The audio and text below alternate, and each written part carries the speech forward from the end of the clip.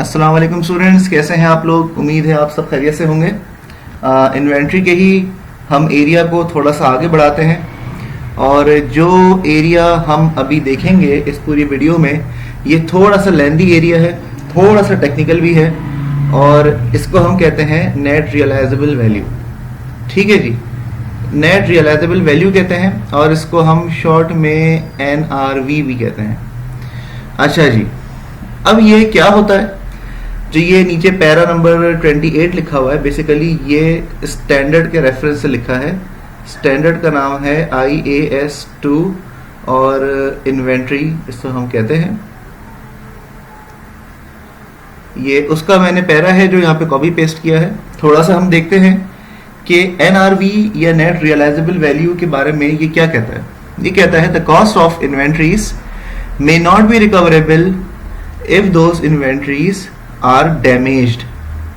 सबसे पहले हम हाईलाइट कर लेंगे इस चीज को जो ये यहाँ पे डैमेज की बात कर रहा है। If they have become wholly or partially obsolete or if their selling price have declined. The cost of inventories may also not be recoverable if the estimated cost of completion or the estimated cost to be incurred to make sale have increased। ठीक है, ये हमारे पास चौथी बात आ रही है यहाँ पे। The practice of writing inventories down below cost to NRV is consistent with the view that assets should not be carried in excess of amount expected to be realized from their sale or use। अच्छा जी, ये para अभी आप लोगों को थोड़ा सा blank होगा, ठीक है, लेकिन ये इंपॉर्टेंट एरिया है थोड़ा। NRV क्या होता है? NRV बेसिकली अगर मैं आपको एक बिल्कुल नॉर्मल अंदाज में बताऊं तो हम 30 जून पे खड़े हैं। 30 जून पे हमें पता है कि हमारे एसेट की जो कॉस्ट है वो 100 रुपीज है। 30 जून पे हमें पता है कि हमारे एसेट की कॉस्ट 100 रुपीज है, लेकिन जब हम इस एसेट को सेल करेंगे तो हमें अभी से पता है कि ये बिकेगा 90 रुपीज का और हम अभी से एंटिसिपेट कर रहे हैं 10 रुपीज का लॉस। ठीक है, ये सेलिंग प्राइस है और ये कॉस्ट है। 10 रुपए का हम लॉस एंटिसिपेट कर रहे हैं। ये लॉस क्यों हो रहा है? ये जो मैंने हाईलाइट की है बेसिकली ये उस लॉस के होने की वजह है कि जो हम ईयर एंड पे ही एंटिसिपेट कर पा रहे हैं। ईयर एंड आ गया, हमने देखा कि यार हमारे पास कुछ इन्वेंट्री डैमेज्ड है।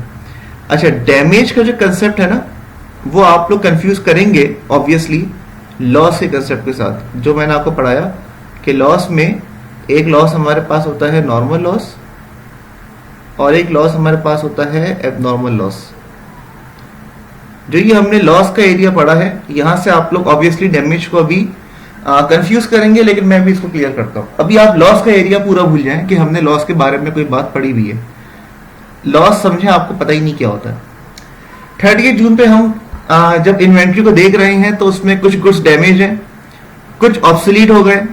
ऑब्सोलीट से मतलब ये कि अब उसकी मार्केट में वो डिमांड नहीं है, टेक्नोलॉजी मार्केट में चेंज हो चुकी है। हमें पता है कि अब ये इन्वेंट्री की वो मार्केट में वर्थ नहीं है कि जो पहले थी, या वो इन्वेंट्री तो बिल्कुल अपनी जगह सही है लेकिन जो सेलिंग प्राइस है वो डिक्लाइन हो गई। यानी कि इसको हम डिक्लाइन को हम इसे ऐसे कह सकते हैं कि जैसे अज्यूम करें कि कोई कॉम्पिटिटर आ गया मार्केट में। अभी कॉम्पिटिटर के आने की वजह से क्या हुआ कि हमें अपनी प्राइस हो सकता है डिक्लाइन करनी पड़ रही हो, या हो सकता है कि हमारा कॉम्पिटिटर यही जो गुड्स है जो कि हम जिसकी हमारी कॉस्ट 100 है, हो सकता है कि वो 105 की बेचता हो जबकि हम बेचते थे 110 की। ठीक है, तो 5 रुपए से हमें शायद अपनी सेलिंग प्राइस कम करनी पड़ रही हो। तो ये डिक्लाइन का यहाँ पे ये सेंस है। अभी तक जो हमने पढ़ा 30 जून पे हमने देखा कि हमारे गुड्स या तो डैमेज हो सकता है हो गए हो, या ऑब्सोलीट हो गए हो, या सेलिंग प्राइस डिक्लाइन हो गई हो। ठीक है, या ये भी हो सकता है कि उस गुड्स को जो सेल करने के जो एक्सपेंसेस थे, एस्टिमेटेड कॉस्ट टू बी इंकर टू मेक द सेल, हो सकता है कि ये एस्टिमेटेड कॉस्ट हमारी इंक्रीज हो गई हो कि जिसकी वजह से हमारा प्रॉफिट मार्जिन कम हो रहा हो। Estimated cost to make the sale basically 3 types of expenses हैं, आपने पढ़े हुए हैं, एडमिन एक्सपेंस, सेलिंग एक्सपेंस और फाइनेंशियल एक्सपेंस।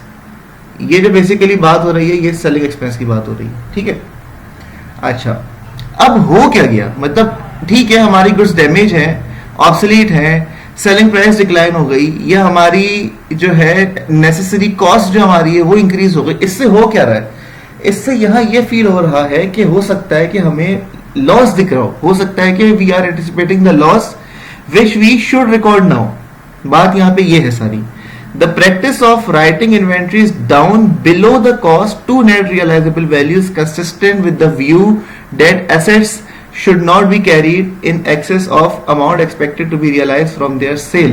अच्छा, कॉस्ट का जो यहाँ वर्ड आया, कॉस्ट के वर्ड को मैं क्लियर करूं, यहाँ पे मैंने हो सकता है इन्वेंट्री 100 रुपए की परचेज की हो, उस पर मैंने कैरिएज इन्वर्ट दिया हो, जैसे मैंने आपको बताया था 10 रुपए का, तो यहाँ पे मेरी कॉस्ट जो रिप्रेजेंट हो रही है वो 110 रुपए हो रही है। ठीक है, याद आ रहा है आपको, हमने एक एग्जाम्पल किया था, बल्कि ये मेरे पास रखा भी है, सितंबर 17 का क्वेश्चन नंबर 2, इसमें हमने कैरिएज इन्वर्ट का ट्रीटमेंट पढ़ा था, पेड कैरियज इन्वर्ट ऑफ ₹48,000। तो बेसिकली ये कॉस्ट का पार्ट बन जाता है। तो मैं ईयर एंड पे इन्वेंट्री की कॉस्ट निकालूंगा।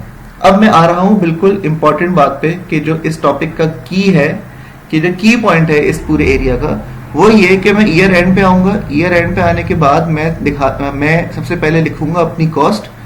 मेरे पास अज्यूम करें कॉस्ट 110 रुपए आ रही है, फिर मैं कैलकुलेट करूंगा एनआरवी।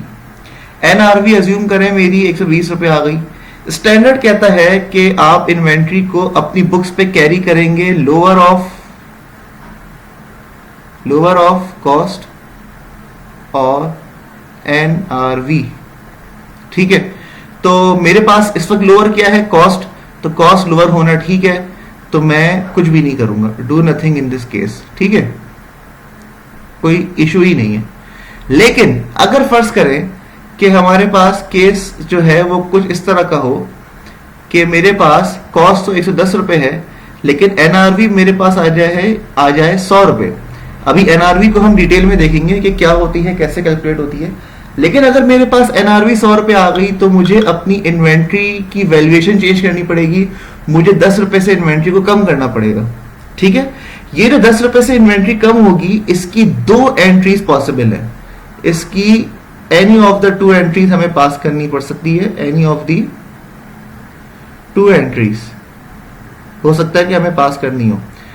वो क्या है कि वो मैं आपको दिखा देता हूं। यहां पे हमने एंट्री रखी, जो हम पास करेंगे वो ये है कि हो सकता है कि हम cost of sales method follow कर रहे हो।